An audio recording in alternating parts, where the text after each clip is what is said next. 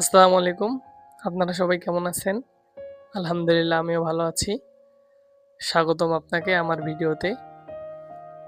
তো আমার ভিডিওতে আমি কিছু মানুষের প্রশ্নের উত্তর দিব।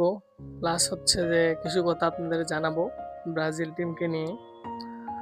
আ এখন তো ফেসবুকে, ইউটিউবে অনেক অ্যানালাইসিস, অনেক অ্যানালিস্ট, বাংলাদেশি অ্যানালিস্ট, বিদেশি অ্যানালিস্ট, বাংলাদেশি অ্যানালিস্টদের কথা বলি।